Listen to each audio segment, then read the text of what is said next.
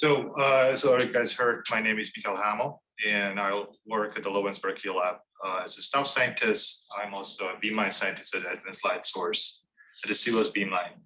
Any kind of information that you want to know where I'm working, what we do, you can find here at our page, cbos.lpl.co. CBOS, Structural Integrating Biology for the Life Science. It's also the god of the light, the Greek god of the light. So that's where the CBOS come from. So I start with the Murbridge galloping horse. We're going to talk about the structure plasticity. And the galloping horse question was if the horse have elevated all four legs, if it's galloping. So it's 1878, they took a bunch of pictures, static pictures, but put it to movie. And yes, the question was, yes, all four legs are elevated during galloping. If you put this horse in kind of everett structure, 1 sigma, you don't see the most important part of the horse, and that's the legs. And that's kind of where the structure biology and try to integrate the dynamicity and plasticity, where it's became important, especially when you look at the proteins in a solution or more physiological environment, you see the proteins are moving, especially the functionality of movement or allosteric changes is very important for the function. Just example of, I'm more in a DNA repair structure biology, but I will show you mostly application in, I call it the green proteins. It's basically for proteins for cell degradations or cellulose degradations, enzymatic activities for the sugar degradations or some other enzymatic activities. But in our DNA repair mechanisms, we see like all the time flexibility, like the ligase here on the left side is connected with the very long flexible linkers to the scaffold protein called 4. And so we have also phosphorylation allostery in the largest protein in a human body, that's the DNA PKCS. And all these changes are really important for changes in transition between the long and short range double-strand break repair mechanism. It's showing this movie here on the bottom.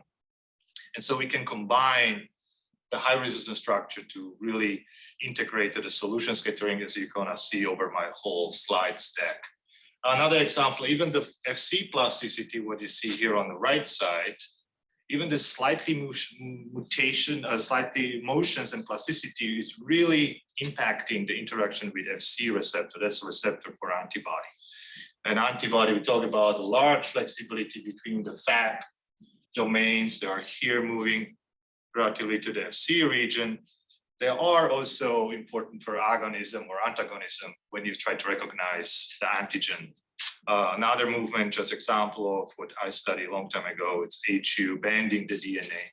And so you see these motions have a functionality. And that's what I tried to show you, that you can study this with solution X-ray scattering. So this is our beamline at the top of the hill, an Advanced Light Source called beamline CBOS or 1231. I also highlighted 2 other beamlines where we are tightly connected. It's a crystallography beamline 831. Enrique directly not using, but it's basically neighboring the other crystallography beamline there Enrique is using for JBay purposes. And there also the tomography National Center, the beamline 21, and I will show, hopefully have some time to talk a little bit about that later. We are mostly funded by NIH. LS Unable is a new funding source where we do SAXS user service. So all the collaborative project at JBay utilize the beamline is going mostly funded by this LS Unable. I need to mention that. And the technology that we're developing, improving the small angle scattering, is mostly funded by DOE, the program called Integrated Diffraction. So in generally speaking, I got really one slide about what is the SAXS, small angle X-ray scattering. It's a distance method. And we're measuring shape and electron pair distances in a protein or particle of your interest.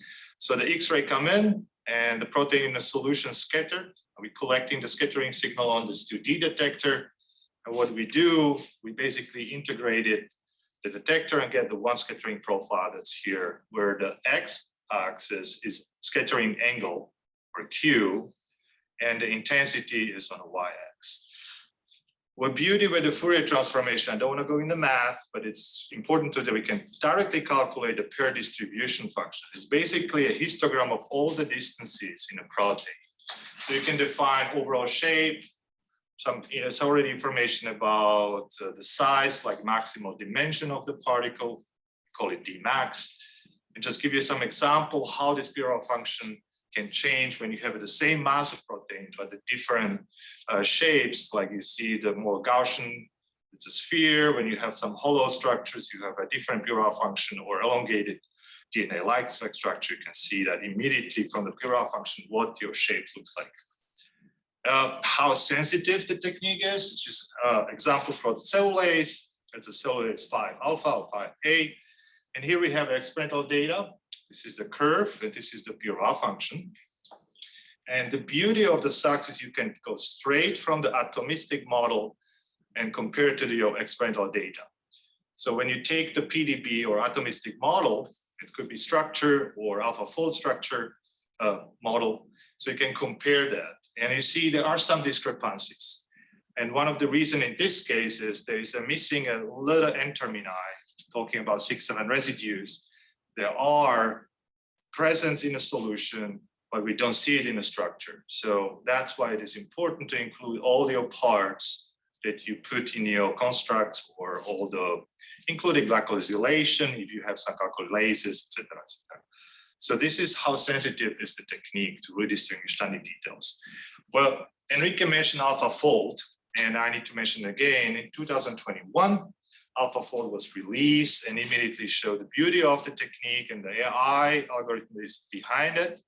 It's kind of shown here. I don't want to go into details, but this GDT, what is the global distance test, show how good the predictions are. And when it's approaching the mark 90, it's as good as experimental data, it's as good as a cryo-EM, as good as a crystallography.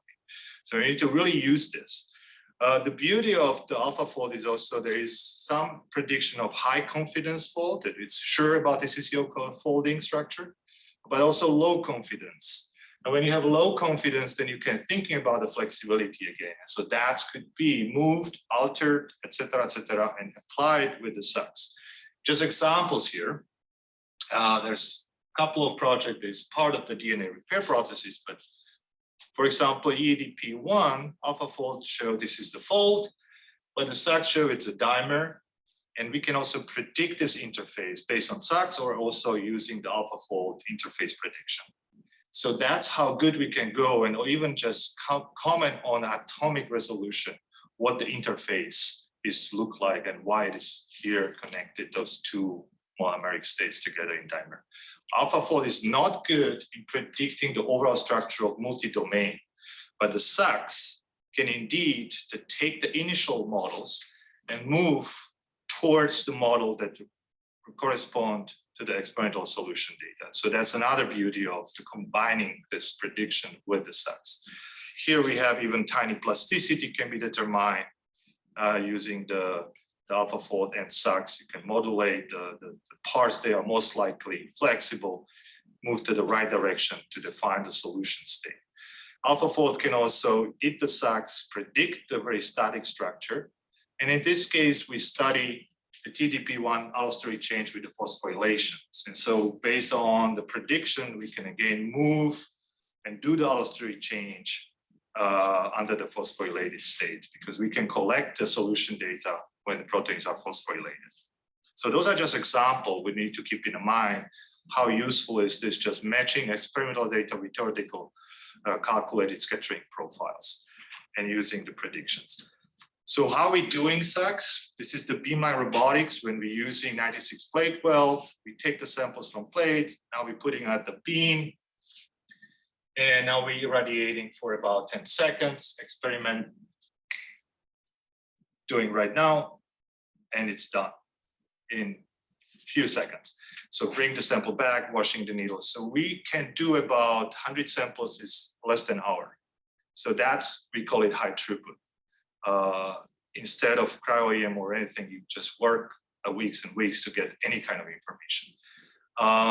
Yes, the concentrations, about the volumes, about we're moving towards 6 or 10 microliter recently. These are old slides. So also the amount of the sample that you're using is very in microgram range.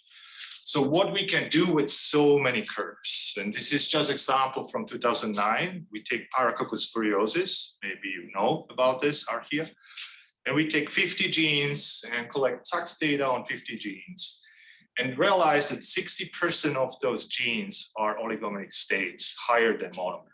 So it's a matter about functional biological units that we can easily define from the SAXS of the curve, or define even flexibility based on another parameters shown here on the bottom.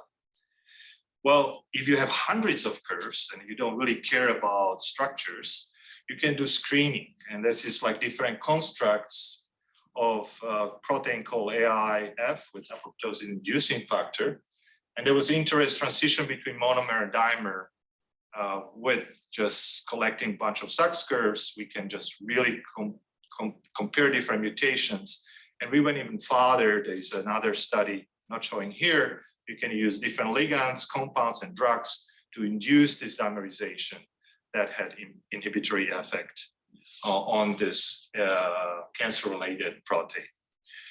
Maybe you guys heard about the Baker's group. It's one of those another predictors in the US producing these Rosetta predictors.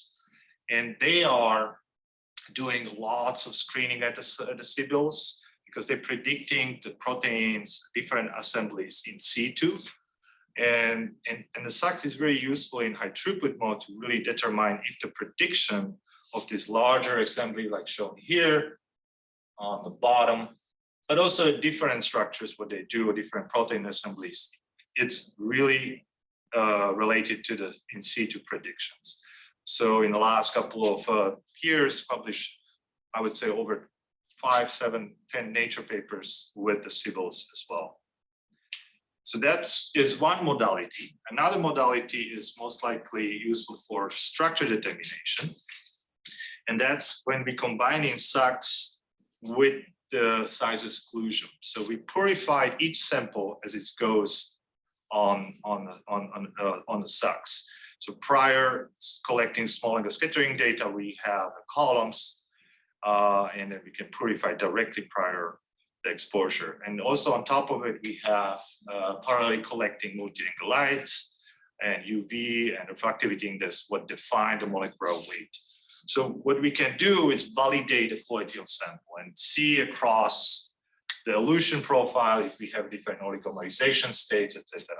We can focus on one of those elution profiles, elution peaks, and just do structure determination on a monodisperse signal. Like let's say look at the dimer, and this is one of another green proteins, orange carotenoid protein OCP, and we can see that in the presence of ligand, that's right here in the gray, the structure change, and we can comment what kind of allosteric changes happening during holo 4 or this ligand bound 4 of the OCP.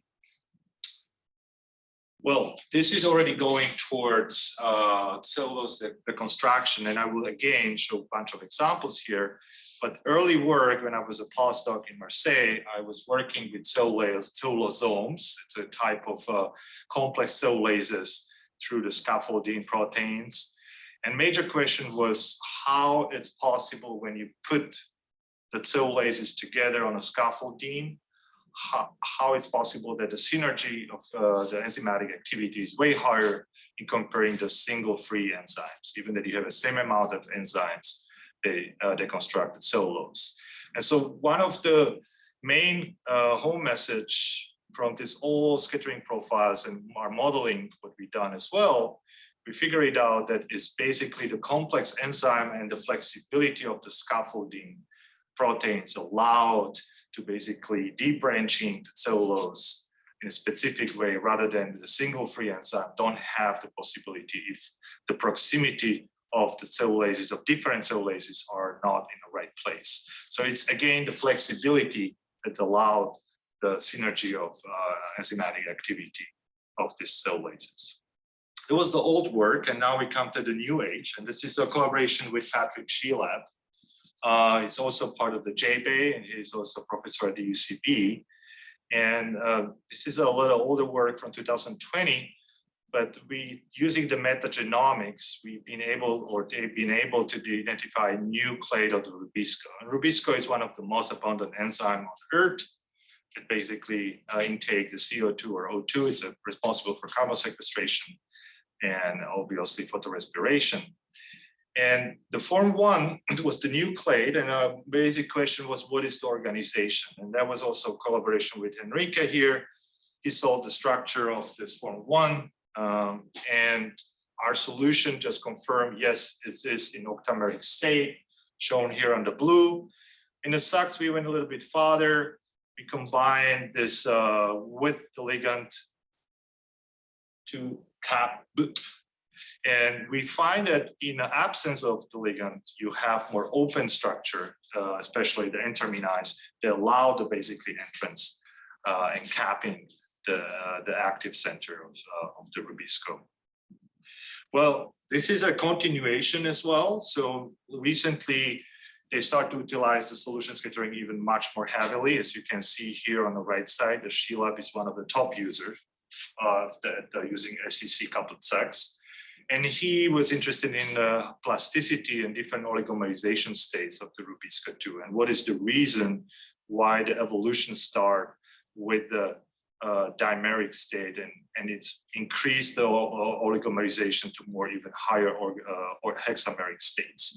And so we can kind of track based on the solution scattering what the oligomerization state and what's the basically arrangement in a solution is. And that question was not only to see what's the kind of oligomerization state and evolutionary, what this mean, but can we go from, let's say, hexameric state to the dimeric, and if the kinetics parameters change. And based on, again, collaboration with Enrique, we use this kind of approach and see that we can mutate few residues in hexameric rubisco and bring it to the dimeric state, where even the kinetics improve in considering the CO2 intake in a rubisco 2 form. And this is another continuation. It's an ongoing project. We study more and more about how we can design a new, more active rubisco molecules. As you may know, the rubisco is very tricky because of the promiscuity between CO2 and O2. And this is a recent work with, again, with JBay. I show probably the last example for JBay, but this was a galactase. It's a new fold in a galactase synthase. And again, together with the structure department of JBay, we use the crystal structure. The main question what Enrique had, I don't know which biological unit is right. And then we take basically one scattering profiles in less than 10 seconds and see that, oh, this was SEC, so it's like 25 minutes, but anyway, we can easily distinguish it's not the AB interface, what he found in the crystal packing, but it's the AC. And this arrangement that was confirmed in a solution allowed to model the system, how it works. And that's shown on the right side, where we can come up now with a more functional model that how the galactine chains get in the active center of the galactase synthase. I will mention again AlphaFold, and now I was just playing with this data a little bit, and I was like, okay, well, when the Enrique will be not here, what can we do just with the sequence? And now we can see the AlphaFold compared to the crystal structure predict almost perfectly the fold. I mean, I would say is exactly the same. Obviously, the AlphaFold also see that there is some N-termini that is unfolded that we don't see in crystal structure and is part of the protein. But we can also push a little bit more farther, like and predict this interface, even that it was very unusual interface between those two units. But using the AI algorithm that we're developing together with Dina, we can predict the protein-protein interaction and validating with the SAXS even much more better. And so as you can see here, it's a comparison between the crystal packing as was shown between A and C unit. But we're using just the SAXS and sequence, we can go very close to what the experimental interface was shown. And this was a very tricky one, as you know, that the interface is very unusual. It's kind of overbridging and swinging two beta sheets together. Now, again, so that's where the Just AI recently, the algorithm with current AlphaFold or Rosetta Fold is useful just validating with the SAXS experiment. This is experiment that we done recently. Again, another question from Enrique. I have no clue which oligomerization state it is in solution. And this is a gamma resorcylate decarboxylase. It's a new project. And again, just comparing experimental data with the crystal different forms or different interfaces, we confirm that it's head-to-head with additionally flexibility because the interface is very fragile. And that's kind of the last, but I think I mentioned here multiple projects where we already working with the JBay, and I think easy collection and access to that as light source CBOS beamline really should you reinforce to do this kind of experiment as a screening or just basic question, how it looked like in solution. This is our internal project with the CBOS, and we work with the mic atoms. It's another green protein, and this is something about what you maybe don't heard, the electron bifurcation. And these enzymes are basically allowed to take two electrons and split in low potential, high energy electrons, and one is moved to the low energy. And Mike Adams sent us a bunch of proteins and was asking the question, what are the different state of redox states of this enzyme? The proteins called ETFABC because have the OABCX unit. And you cannot do with the cryo-EM or crystallography all these different redox states. It's not possible, it's too many. But in a solution, we can study that pretty easily. And so one of the electrons, that's the high energy, go to the ferrodoxin, but another is going to the cascade of FAD and iron sulfur cluster to the membrane. And so this is a cryo-EM structure here on the bottom, and it's a super dimer. And when we look at the solution states, already when you compare the solution states where you can kind of model these curves, what you see here, these are the Pirwa functions. And when you compare the Pirwa functions of the experimentally determined structure using the cryo-EM is here in the middle, the solution state is much more different. It's much more open and it's not symmetrical. And it's most likely there is a several level of plasticity that allow this movement and probably also connection between those two dimers. There are important ferrodoxin transfer, et cetera, and I'll go into details here. But just you looking at the static cryo-EM structure where only a 10% of the images being selected to define a very symmetrical model, that's not really give you the full picture. Well, with the NAD, when you're getting now to the redox states, so you can define a different structure or different conformations. And again, from the upper, more flexible, more open and distorted structure, you're moving towards more symmetrical structure in NADH. Well, in NAD is much more collapse that you see comparison of the Pirwa function between the solution state of upper form versus the NAD plus state. So we can collect multiple different states. And this is very tricky experiment because we're doing it under anaerobic conditions. This is very sensitive to oxygen because this is a process that is going under anaerobic conditions in bacteria. So in NEGE, we adjust this technique that is at the CBOS that we can run SEC coupled SAXS under anaerobic conditions with different redox states. Well, redox states and different electron transfer is again another green proteins from my perspective. And here I'm showing something Celebios dehydrogenase. It's a collaboration with the University of Vienna, and we had very excellent students over the last summer. Bettina, she works on this system where you have CDH, they have this whole CYT domain that have the heme. And the heme is do the electron transfer to FAD domain here in the green. It's a highly glycosylated protein, but obviously we can collect the data on any type of molecule here. And only small change in the pH change the mobility of this heme domain. That's probably also, not probably, changing also the activity in electron transfer between FAD and the heme domain. And again, we can screen a multiple condition under different ionic strains or different pHs. And if you're lazy to really analyze the structure, you just plot it as a heat map, just comparing scattering profiles. And you got some idea of what's really changing. But this movie just show you we can do a lot of conformation and calculate the best conformers, but you cannot really come up with the best conformer as the best one. But you need to implement so-called multi-states model. So now we're coming to this galloping horse. We can have one structure that represents all of them. But in this case, the system is so flexible that the protein need to be present as a multiple structure or multiple states, or representing the flexibility of the CYT domain.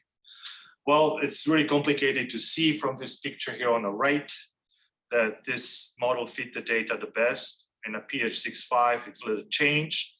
So simply to present it, we can do as a frequency between compact and closed conformation. So these are very sophisticated modeling tools, but in generally speaking, this is what you see the difference in the SAXS.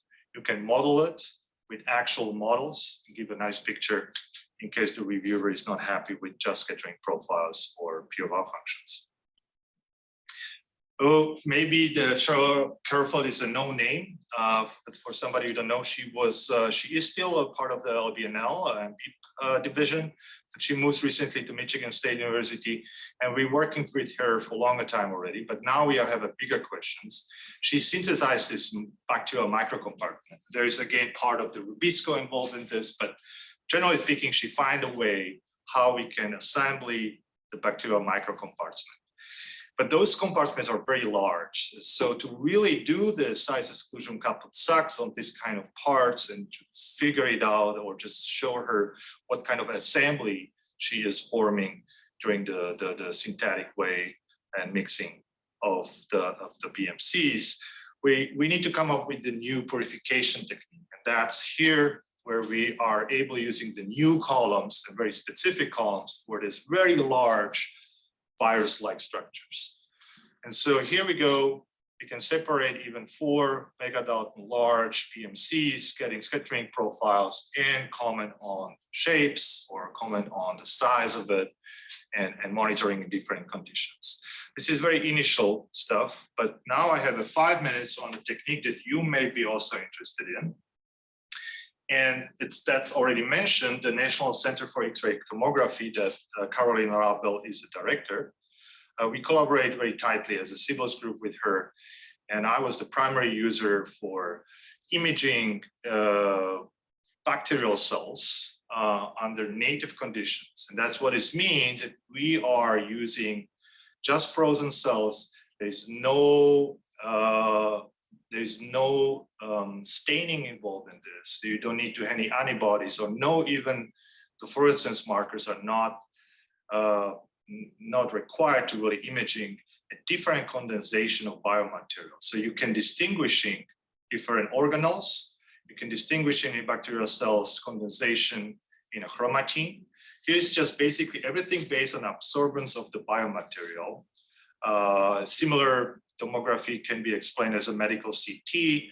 And so what you end up with a 3D reconstruction of your cell in the native cell, in native state. Where you can see there are condensed parts. This is just example of E. coli. The green parts is basically a capillary where the cell is frozen, and in a stationary state, we can rotate this capillary and collect 360, 180 degree images and reconstruct these 3D reconstructions. Well, we push it a little farther, and Caroline Group installed a new zone plate. A zone plate is the optics that is used for this type of microscope. But what we can do here, we can even push the limits to the 35 nanometer resolution. Here's just example, just E. coli cells. The 2 cells are identical, just collecting on different resolutions. And we are really starting to see a details, the condensation and condensation in the bacterial chromatin, or we call it nucleated. And so here is just like a contrast of this decondensed material That's basically the active genes. They are not really part of the dorm genes, or it's not part of the ribosome cytosolic mass in E. coli. So we can kind of track the different organelles in different conditions. So that's one of the first image of the E. coli that is in active state and how the chromatin looks like in a bacterial cell. Well, we also are doing small agar scatterings of this kind of bacterial chromatin remodelers, and we call them HU. HU is a histone-like protein. It's not really a histone-like structure, but these histone-like proteins are networking the DNA, bundling, are responsible for releasing negative or positive supercoiling, et cetera, et cetera. And all this changing with the conditions, all this networking and bundling of the DNA with the most abundant protein in E. coli, it's the HU in blue here, and the DNA is in the yellow, change this networking. And it all is based on electrostatic potential. And so what it is for, and I think this is the home message.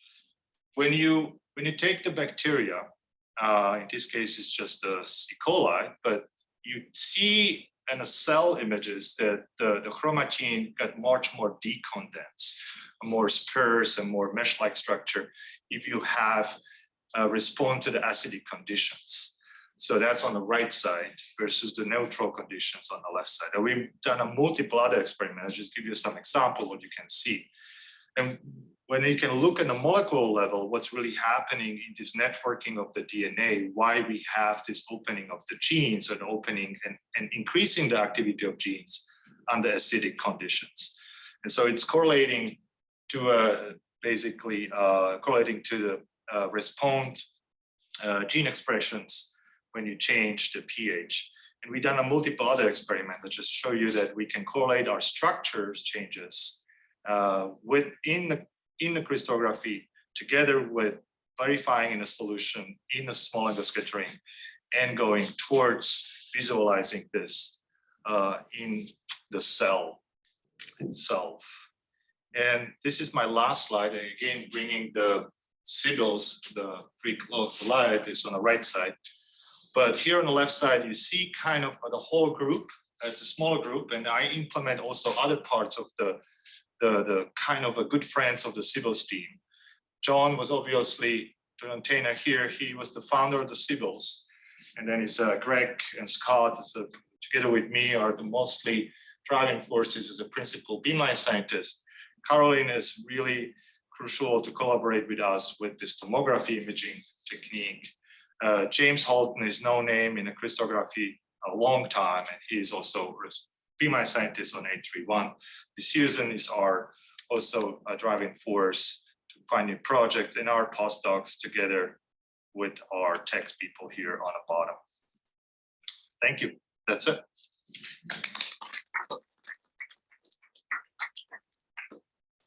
So if you have like an unknown protein, can you tell just by looking at the function, like it's more ordered or more disordered? Is the waviness of the function tell you just? It's the basic parameters that we look first when you collect SAXS data. I really went through fast to this, but I just showed this one again. These are unknown genes for us from the Pyrococcus furiosus. Here on the right side, you see a little bit, we call it Kratky plot. Those are just scattering profiles that we're collecting. And based on these profiles, you can see how much unfolding and how much flexibility you have. You can compare it with the known profiles or theoretical profiles as well. So right there, you can compare dynamicity. Okay, and can you do that for like multimeric? Like if you have one state where it's monomeric and then multimeric, do you see like an increase in the signal, or can you tell for an unknown protein if one state is a dimer of another one? Oh, yeah, so I didn't mention that the SAXS can directly calculate molecular weight.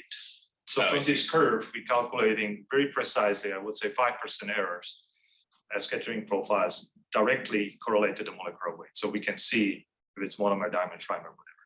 And with the SEC SAXS, we can even separate those different species. So if you don't want to have a mix of different monomer dimer states, you can use SEC coupled SAXS that you separate the SAXS signal just for the, let's say, tetramer. Here I just separate the dimer and do modeling on the dimer. But we same we did for the tetramer as well. It's an interesting question, like how the tetramer change with the ligand, how the dimer change with the ligand. But yeah, we can define the molecular weight not only from moles that is coupled here too, but from SAXS directly. Thank you. Nice time. Kind of a simple question. The previous slide you were showing where the robot was taking the samples out and putting them into the beamline. So the sample will look pretty green. Oh, What's that do to yeah, that's a good point. No, so that was just for the perspective of movie. We were collecting 96 samples of GFP. Yeah, we just have like GFP is one of our standards for the high throughput system. Okay. Well, we're just like testing like once per month if everything is perfect. So that's a good idea. Yeah, well, it wasn't a fusion protein or anything like that. It was just your model protein. The protein in this case is indeed green. It's a GFP, but no. So the sample is green. Sorry, the needle is green. But in this case, this is not a protein. The protein is right here. Oh, it's the tube. So the plastic, just the needle is green. This is a 3D printing needles that we're using, and we're designing better needles to run faster. Okay. Yeah, sorry, it was confusion. Oh, that's fine. It's Do you have the capability to characterize and make models of proteins that are tethered to a membrane? That's a good point. I thought I'm gonna bring the slides, but I wasn't really sure if this is part of the JBay pipelines here to using the detergents and membrane, but I realized yes, I should do that. Yes, the SAXS, especially the SEC coupled SAXS, we are able to separate the aggregations from protein that are tucked in membrane. It's most likely will be model membrane or detergent. Okay, that's good because we don't want to have the whole cell membrane there. But we can separate that, and we have examples on a photosystem too that we study and need to be in detergent, kind of detergents. We separate the aggregations, the free membrane or free detergent from the complex state. Yes, yes, it's possible. It's a more kind of tricky, but it's became a way that we're doing the business. Thank you, Michael. Thank you for the talk.